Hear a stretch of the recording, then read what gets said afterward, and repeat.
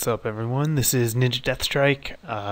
Gonna do another TCGO tutorial. I got a couple of requests for a new deck tutorial, and so I decided to preview, or not preview, I guess, go over one of the new up-and-coming decks, one that's gained a lot of popularity since Noble Victories came out, and a deck that I've really been enjoying playing around with, and that is the Eelektrik deck. So, like I mentioned in one of my videos, I don't remember which one, I don't want to give a complete deck list out, but I will give out a skeleton, go over the options for playing the deck, give my opinion on them, and that should help you along the way be able to put together a deck that's playable. So I'm going to try to do two versions of this deck. The first one is going to be a little bit cheaper, actually probably a lot cheaper,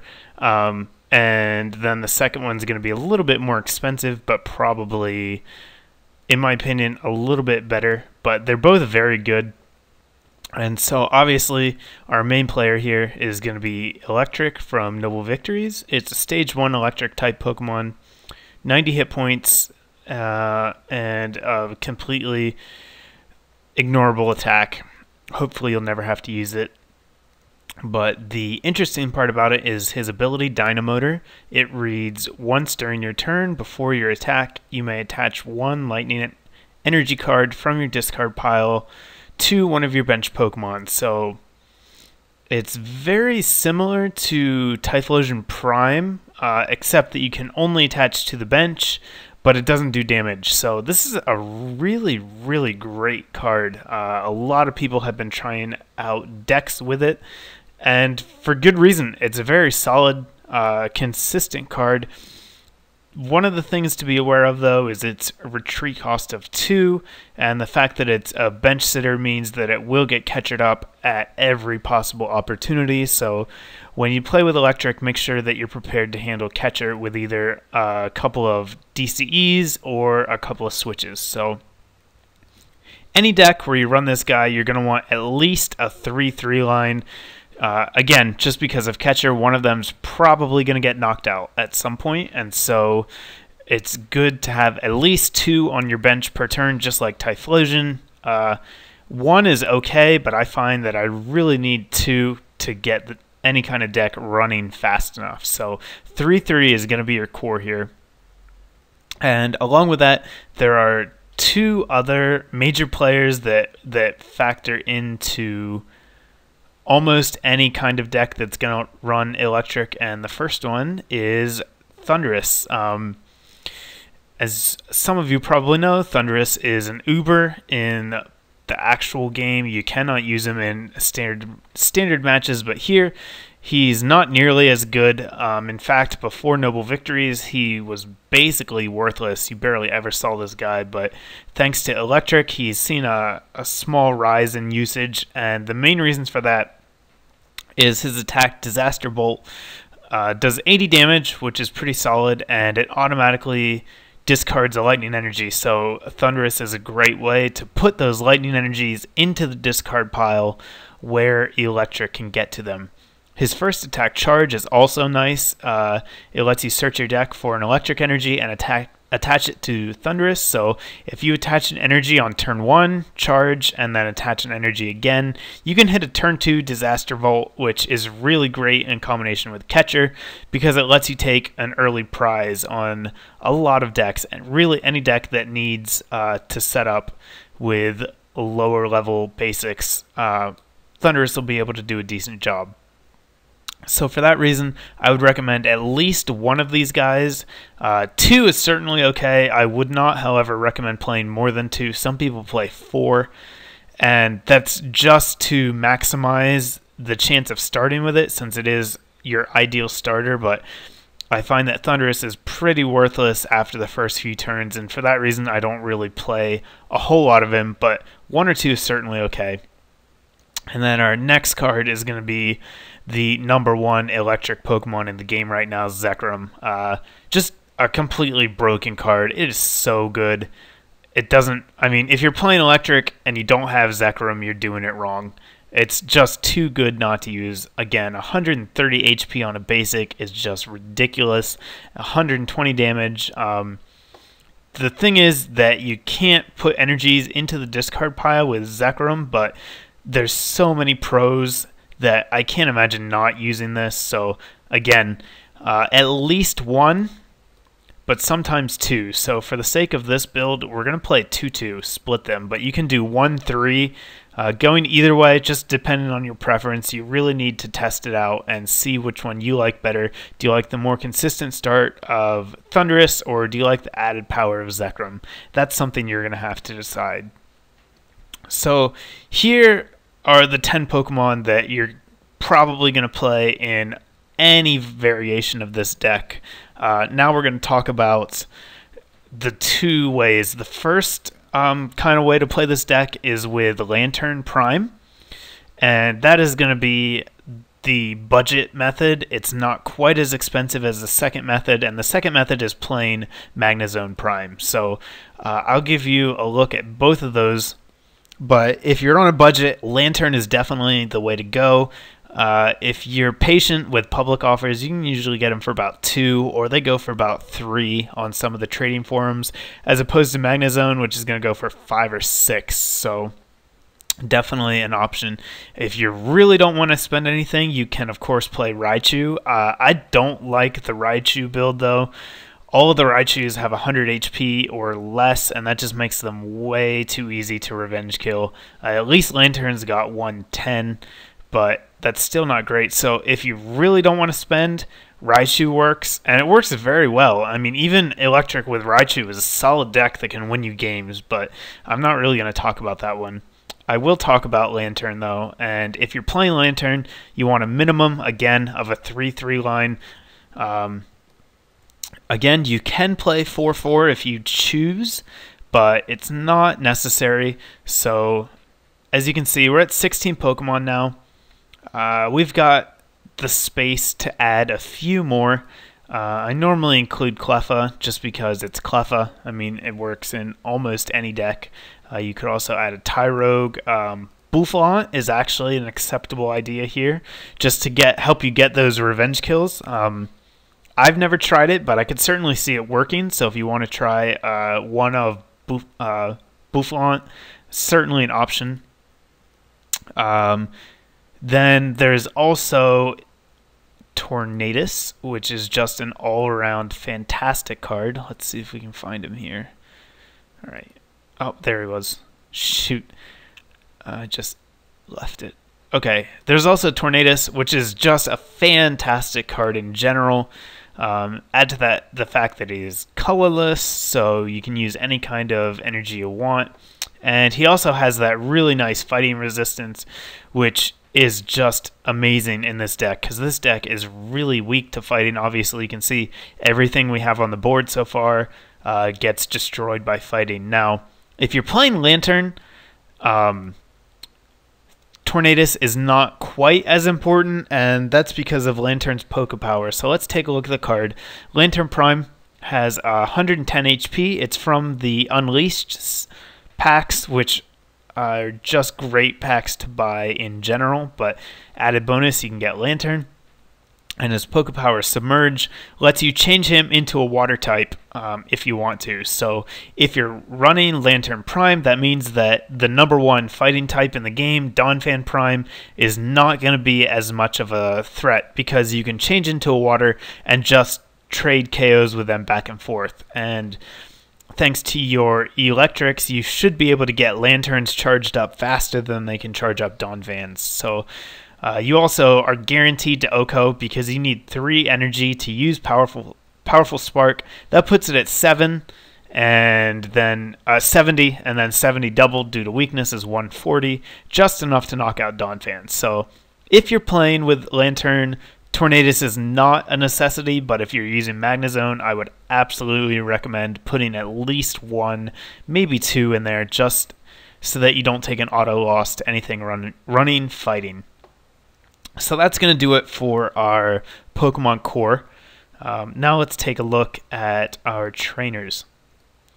And obviously the first thing we want is 4 collectors. That's basically a no-brainer in almost every deck. The only exceptions I think would be ZPST and Durant. They tend to rely on dual balls just because they're faster, but this deck is going to take a little bit of setup, not a whole lot. Lantern is faster than Magnezone, so if you're looking for a deck that is going to hit harder faster, Lantern is the way to go. But regardless of that, you still want 4 catchers. And after that, it gets a little bit tricky. You can play a couple of ends if you want, just because that early game disruption is nice, and if you find yourself behind in prizes, it can help you make a comeback. I wouldn't recommend more than 2 though, because this is a pretty fast deck, so usually you're going to be aiming to have a prize lead, and that means N is kind of going to hurt you a little bit. Another option is Engineer's Adjustments, and this card sees a lot of play in these decks. I'm kind of on the fence about it though. It reads discard an energy card from your hand, then draw 4 cards. So the idea is you can discard that energy and then pull it back with Eelektrik. And when it works, it's really good. But I just think there are easier ways to get energy in the discard pile, and sometimes I find that I really need to draw into a supporter, and if I draw Engineer's Adjustment and don't have any energy, it's a dead draw. So I'm not saying don't play this card. It certainly can work, and if you have some and you don't have some of the other cards, definitely go with this one. It does help get that energy in the discard, but overall, I think there are better options. One of those options is Professor Juniper. Yes, you have to ditch your whole hand, but since you can get energies back via Eelektrik and you can get trainers back via Junk Arm, this is a pretty safe play in this deck, and I think a really great card to have in here because it lets you put those cards into your discard pile where you still have access to them, and it gives you a big draw of 7 cards. So if you really need something, this is the best card to give you the chance to get into it. It lets you dig the deepest into your deck of any of the supporters other than Twins, obviously, and you won't be playing that in this deck. Another excellent card in any electric deck is Sage's Training. Lets you look at the top 5 cards of your deck. You can choose any 2 to put into your hand and then discard the other 3. Again, same with Juniper. If you see energy, you don't have to worry about throwing it away, since you can always get it back, and you don't have to worry about getting rid of your trainers thanks to Junk Arm. So Sage's Training is an example of a good card that's just made great when paired with a couple others. So I run 4 of these in my electric deck, and I'm really satisfied with that decision. They're just, I like it. I like Sage's better than Engineer's Adjustment, but again, something that you guys need to test and see what you like better. Finally, we have Professor Oak. Professor Oak is always a good card to have. I'd recommend at least 2 in pretty much every deck, just because it's a really great card. So you're definitely going to want to put a couple of these in as well. So there we go. There's a base trainer. I'll throw 2 Juniper in here too. Here's a base set of supporters. You can certainly play a few others if you want. I would not recommend playing more than 15 supporters though. They just tend to get all bogged down then. You could also try out Burns Tower. It could work. Sometimes you have that energy in your discard pile, but you don't have any in hand, so you still miss your double attachment. But with Burn Tower, it will give you a chance to pull 1 out and attach, and then still attach from the discard too. So this is a possible tech card, but I won't put it in here now. As for items, Junk Arm is going to be really important. At least 3. Again, basically any deck is going to have at least 3. I would never recommend playing less than 2 unless you're using Vileplume, just because it's such a great card. It, again, helps to minimize the damage from Sage and Juniper, and it really makes your discard pile a tech box where you can intentionally put cards into the discard pile so that you have access to them later when you need them. So 3 of those.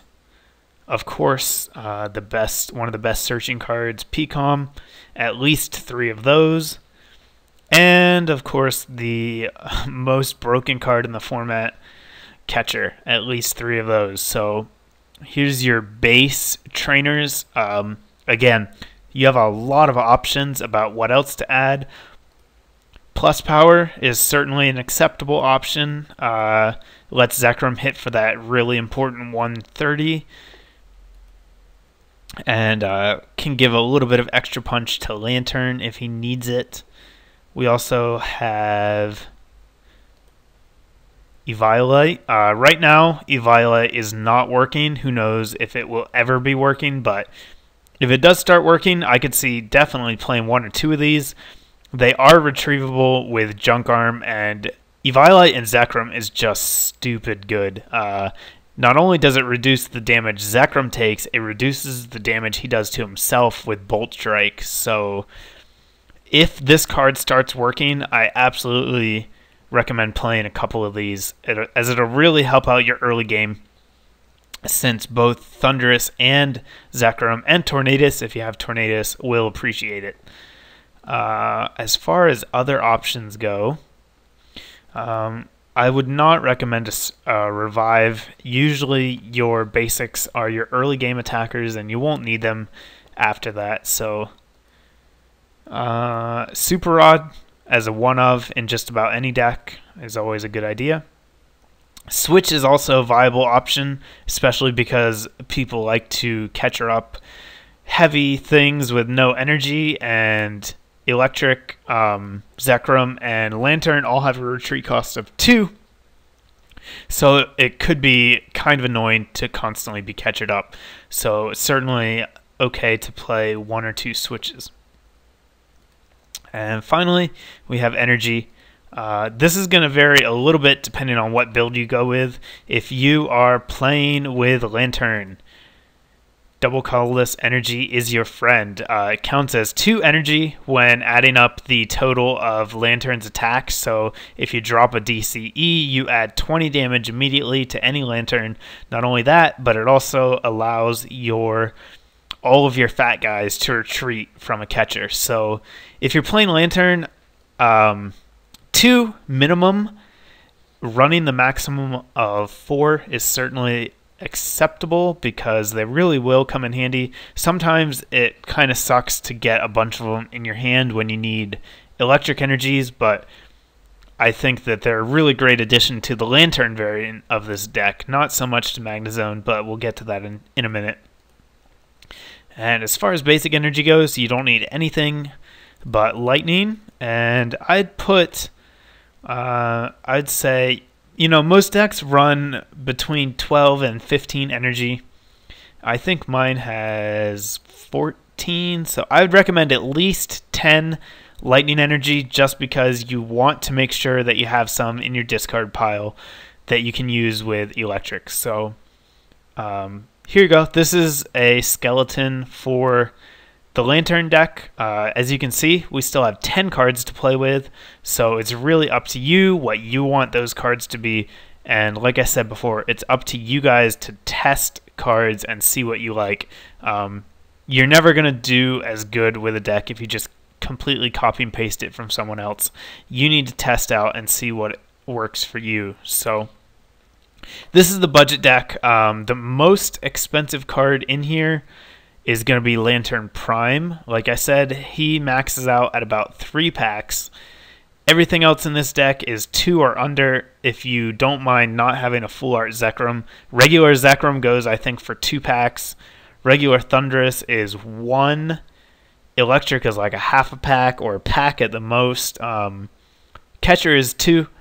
And everything else is about a half a pack, other than Collector. But like I said, you need Collector for everything, so you can't really do a whole lot about that. But yeah, this is a very affordable deck that is certainly competitive. It is not probably the best deck out there, but it can beat just about any other deck.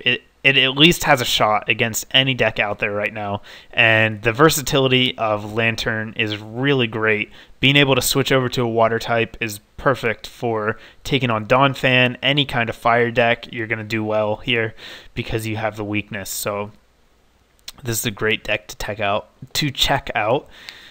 However, if you have a little bit more to spend, I think there is a better variant out there. And that variant replaces Lantern with Magnezone. So this is going to change our structure around quite a bit, because when we include a stage 2, we must have rare candies. There is no ifs, ands, or buts about that. If you want to be a competitive deck and you want to run a stage 2, you have to play rare candy. So the question is, how many Magnezones do we want to run? And I would say the answer is 2 or 3. It depends on how much you want to dedicate to attacking with the big basics early. Really, you probably would be safe with just 1 on your bench. You know, if you have 2 and you need 2 Eelektriks also, that's most of your bench spots taken up. But having 2 Magnezones on your bench can be really awesome just because you can draw through your whole deck every turn. You just have access to all your cards so much faster. So the minimum line you're going to want to run, though, is probably going to be a 3-1-2. This is the bare minimum. You can certainly add on to here. Basically, adding 1 of each of the other cards is okay if you want to go that way, or just keeping the 1 Magnezone, relying more on candy is fine. You know, you can do a 4-1-3 line if you want to. And if you really want to beef up the line and focus on Magnezone over some of these basics, you can actually do 4-2-3. I would not recommend putting 4 Magnezones in. You don't need the other one. 3 is fine. So let's keep it low just for this video.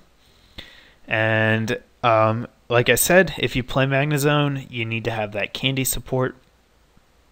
And obviously, I'd recommend 3 and only 3 candies. Let's see, where are they? Here they are. 3 candies should be good. You only need 1 stage 2, so you know 4 is a little excessive, but 2 is just not enough to get it when you need it. So 3 is probably the way to go here. And hopefully you all know what candy does. Lets you skip the middle evolution stage. So that is definitely going to fill up our deck a lot more. We're already at 51. And if you're playing Magnezone, DCE becomes somewhat less important.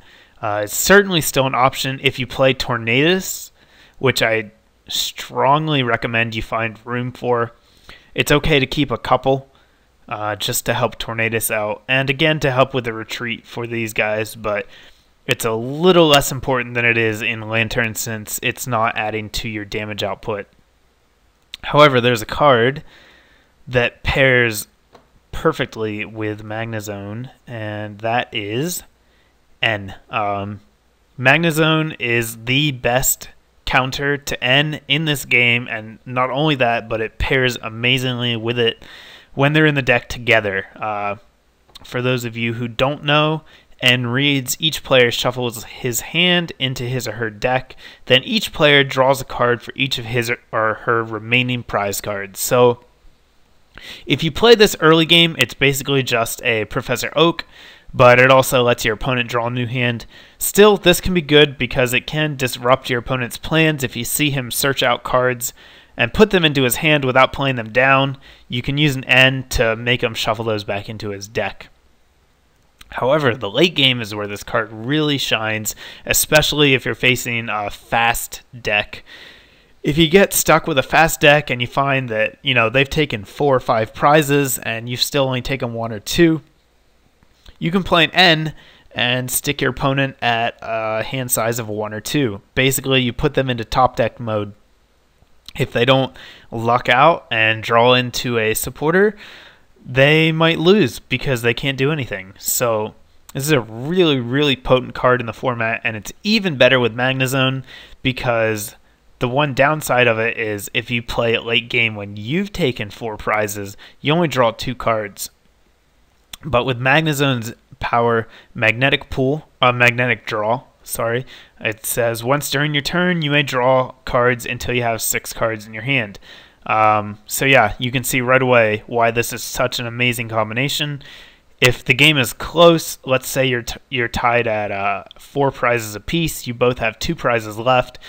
You drop an N, you're both stuck at a 2-card hand, and then you magnetic draw back up to 6 while your opponent sits there and cries into his cards because you've just won the game.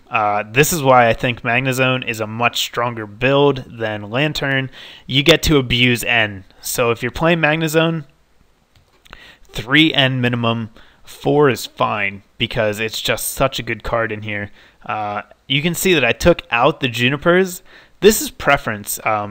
Juniper's still a really great card because, again, it puts those energies into your discard pile, but I've just found that Magnezone and Juniper tend to make me deck out a lot faster than I want to, and when you play Magnezone, you always need to be aware of how many cards are left in your deck because he will deck you out really fast just because you draw all your cards every turn, especially if you have 2 down. So if you like Juniper in that deck, go for it. It's certainly a viable option. Again, Engineer's Adjustment, still perfectly fine card to play in this deck. And one other thing to be aware of when you use a Magnezone deck is Magnezone math. Always, always, always be aware of how much energy you have left. You cannot take 6 prizes with Magnezone, especially not with all these huge basics running around. 13 energy minimum in this deck. You can play more if you want to, but with 13 energy, you can see if you have to spend 3 to knock out a Zekrom every turn, there's just not enough energy to take 6 prizes. So it is absolutely imperative that you soften them up with something else first, and that's again why I like Zekrom better than Thundurus. Zekrom does 120, makes it a lot easier to pick up a couple of prizes early to late game, and by then you have enough energy in the discard pile and enough prizes taken that Magnezone has enough energy to get those final prizes. So as I mentioned a couple of times, I do think Magnezone is the better play, but I am aware that it is a very expensive card right now. And so if you just can't afford it, certainly go with the Lantern.